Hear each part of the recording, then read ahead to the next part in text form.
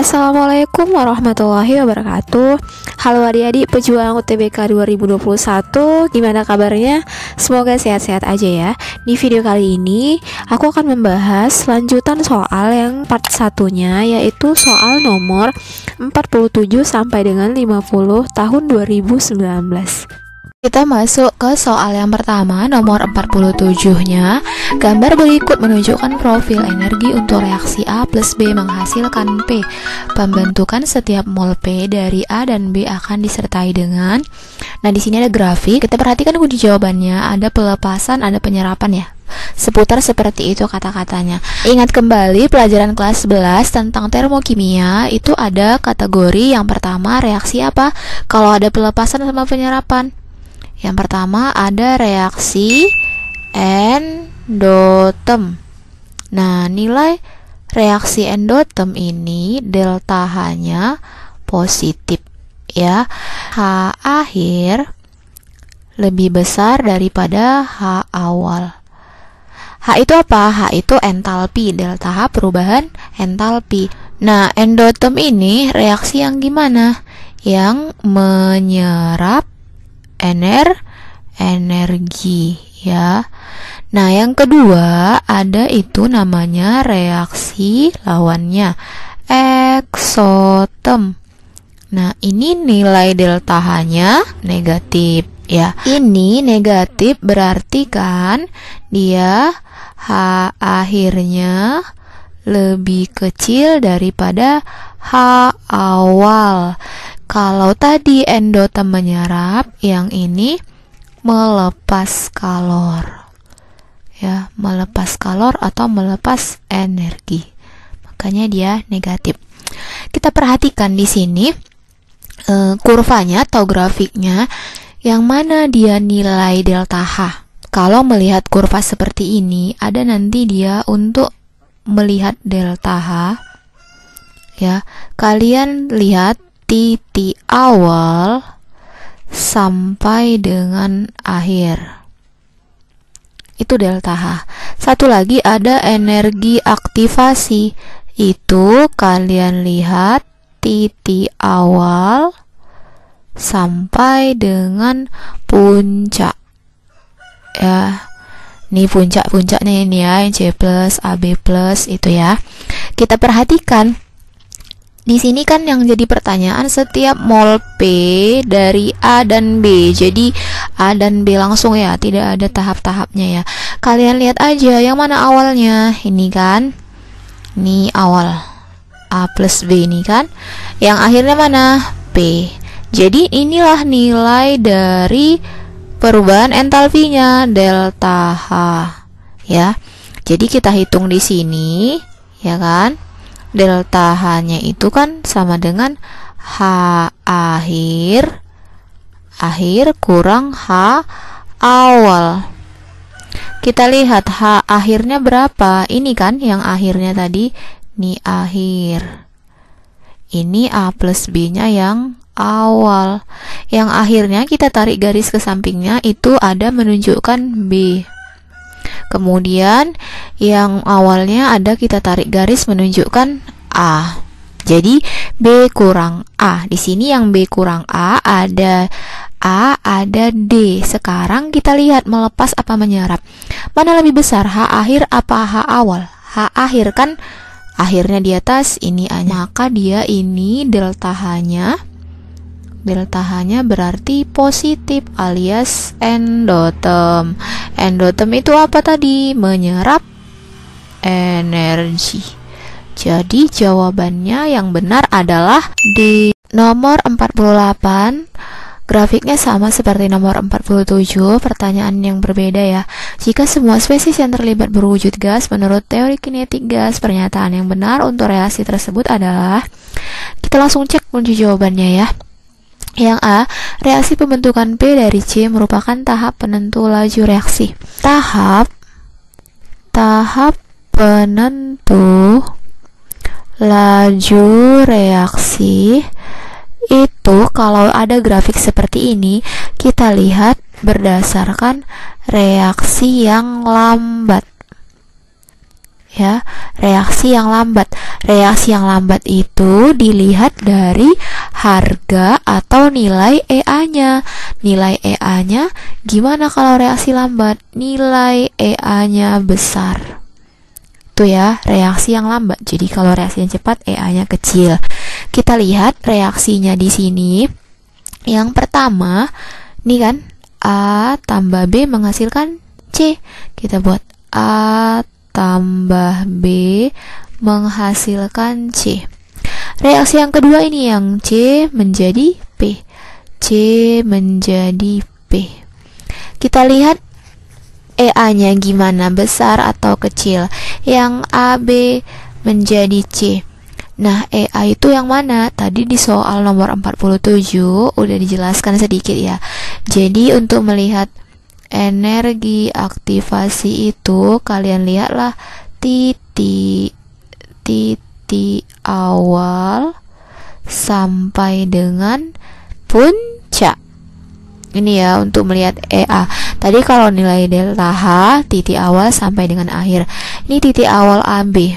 Jadi di sini puncaknya ini kan, inilah EA. Ini EA reaksi yang pertama. Kemudian C menjadi P sampai puncaknya. Ini ya. Ini EA yang kedua. Jadi dari sini nampak mana EA yang lebih besar? EA yang pertama. EA yang pertama lebih besar. EA yang kedua lebih kecil. Jadi EA yang pertama itulah dia reaksi yang lambat. EA yang kedua reaksinya cepat. Seperti itu ya. Dari reaksi lambat dan cepat ini, mana tahap penentu laju reaksinya? Ini. Nah, dia tahap penentu laju. Reaksi yang A tambah B menghasilkan C.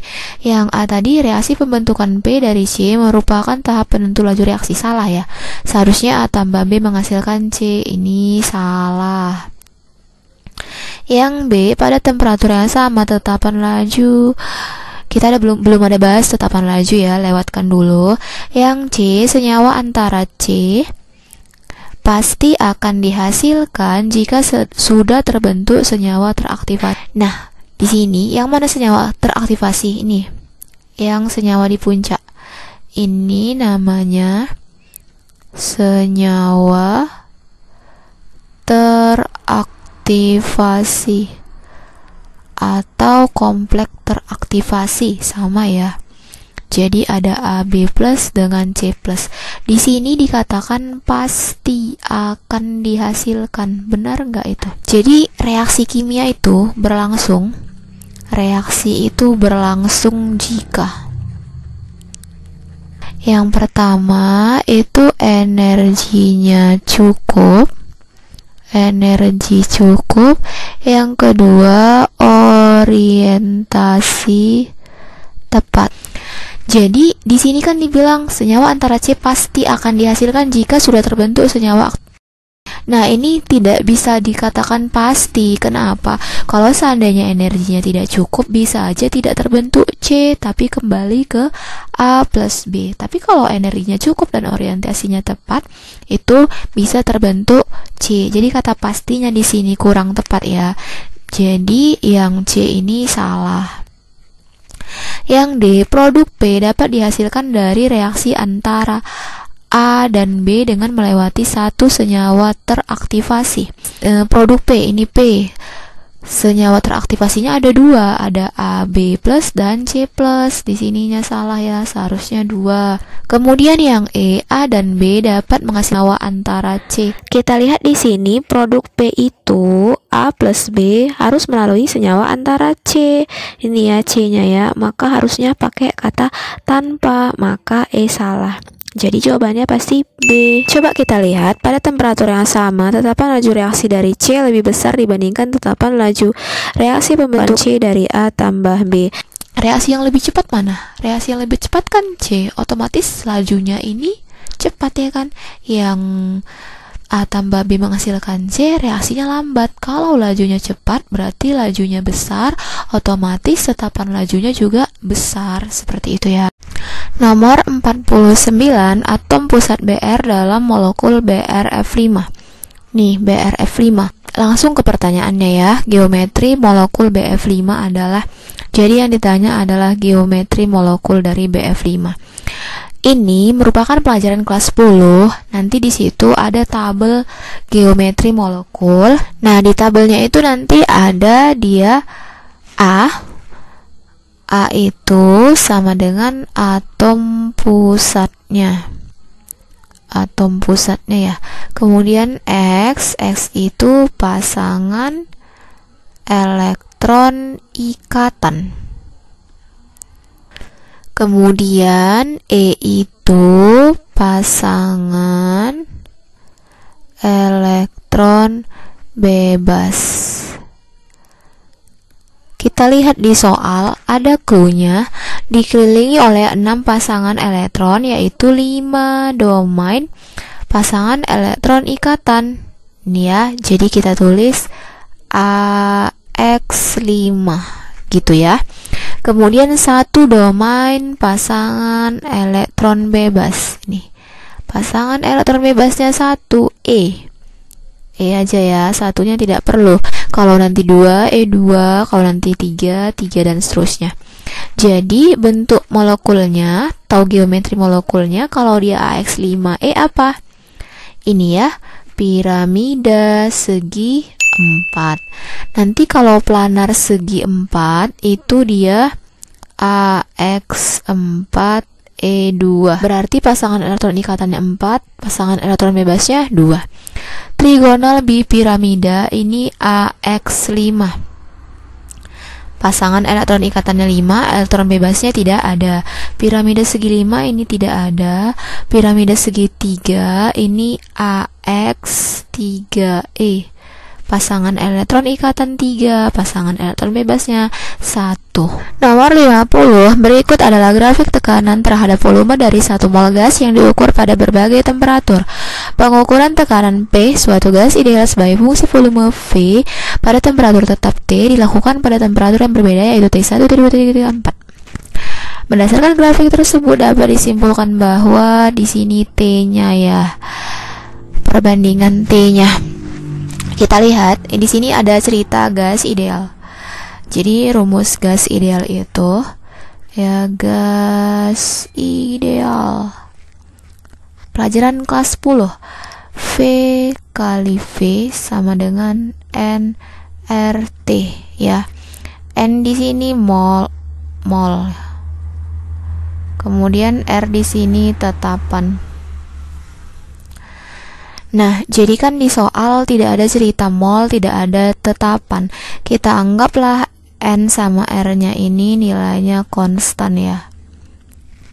Ya, atau tetap konstan. Jadi di sini kalau kita buat rumusnya kembali tinggal P kali V sama dengan T. Nah, dari grafik ini kelihatan kan saat volume 0,5 liter, gimana tekanannya? Ini kan nih ya 0,5 liter. Ada T1, T2, T3, T4. Di sini nggak ada angka T1 berapa, T2 berapa, T4 berapa. Jadi kita nggak bisa langsung membuat lebih besar lebihnya. Yang ada itu hanya data tekanan. Kan kelihatan di sini yang tekanan yang paling besar kan P1. Ini kita tarik lah ya kan kemari dari garis kiri ke kanan, kiri ke kanan, kiri ke kanan. Kan kelihatan kalau P1 lebih besar daripada P2, lebih besar daripada P3, lebih besar dari P4.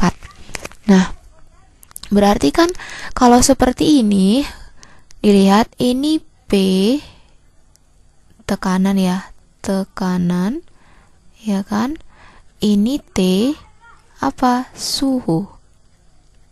Berbanding apa namanya ini? Berbanding lurus ya kan.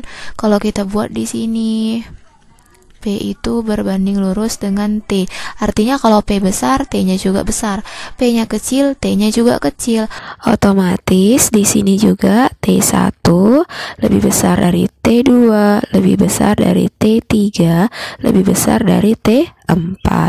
Di sini jawabnya bisa yang A, T1 lebih besar daripada T2, bisa B, bisa C juga bisa.